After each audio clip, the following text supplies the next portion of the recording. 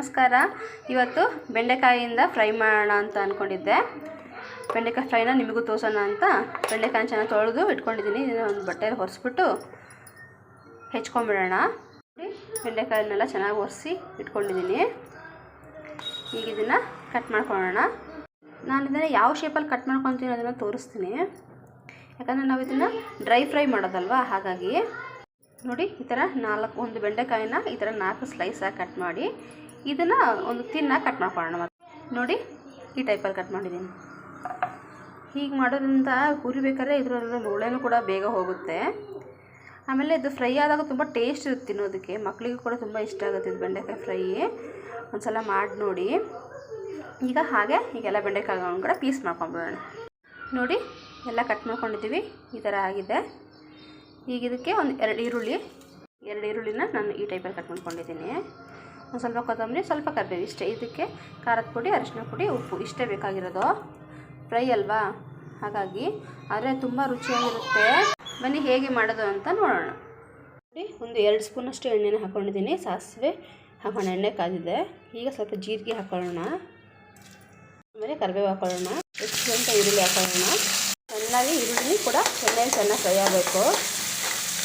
ರೊಟ್ಟಿಗೆ, ಅನ್ನ ಜೊತೆ ಊಟ ಮಾಡೋದಕ್ಕೆ, ಜೊತೆ ತಿನ್ನೋದಕ್ಕೆ, ಹಾಗೆ ಊಟದ ಜೊತೆ ಪಲ್ಯ ಥರ ತಿನ್ನೋದಕ್ಕೆ ಚೆನ್ನಾಗಿರುತ್ತೆ. ಮಕ್ಕಳಿಗಂತೂ ತುಂಬ ಇಷ್ಟ ಆಗುತ್ತೆ ಇದು ಫ್ರೈ.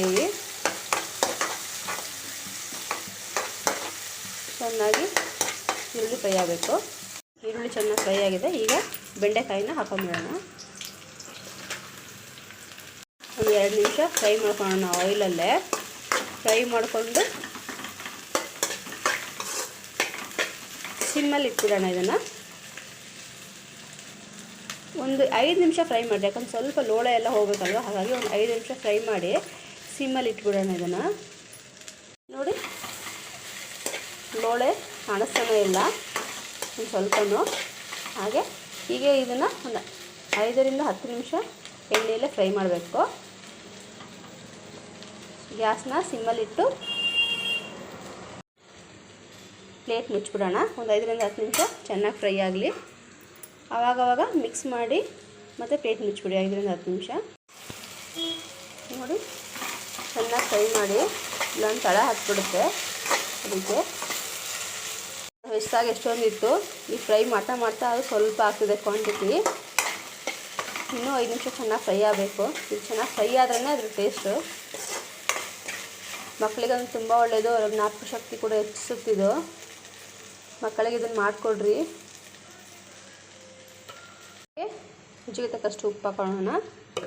ಹಾಗೆ ಒಂದು 1/4 ಟೀ ಸ್ಪೂನಷ್ಟು ಅರಿಶಿನ, ಒಂದು ಅರ್ಧ ಸ್ಪೂನು ಖಾರದ ಪುಡಿ ಹಾಕ್ಕೊಂಡು ಚೆನ್ನಾಗಿ ಫ್ರೈ ಮಾಡೋಣ. ಈಗ ನೋಡಿ ಒಂದು 2 ನಿಮಿಷ ಫ್ರೈ ಮಾಡ್ಕೊಳ್ಳೋಣ. ಆಗಿದೆ ಆಗಲೇ. ಇದಕ್ಕೆ ಲಾಸ್ಟಿಗೆ ಕೊತ್ತಂಬರಿ ಸೊಪ್ಪನ್ನ ಆ್ಯಡ್ ಮಾಡ್ಕೊಂಬಿಡೋಣ.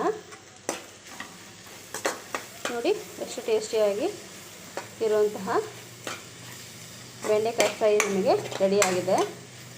ಟೇಸ್ಟ್ ಕೂಡ ಹಾಗೇ ಇರುತ್ತೆ. ಟ್ರೈ ಮಾಡಿ. ಇಷ್ಟು ಸಾಕು. ಗ್ಯಾಸ್ ಆಫ್ ಮಾಡ್ಕೊಳ್ಳೋಣ. ರುಚಿಯಾದ ಬೆಂಡೆಕಾಯಿ ಫ್ರೈ ರೆಡಿಯಾಗಿದೆ. ಈ ವಿಡಿಯೋ ಇಷ್ಟ ಆಗಿದರೆ ಲೈಕ್ ಮಾಡಿ, ಶೇರ್ ಮಾಡಿ, ಕಮೆಂಟ್ ಮಾಡಿ, ಹಾಗೆ ಸಬ್ಸ್ಕ್ರೈಬ್ ಮಾಡೋದನ್ನು ಮರಿಬೇಡಿ. Thank you.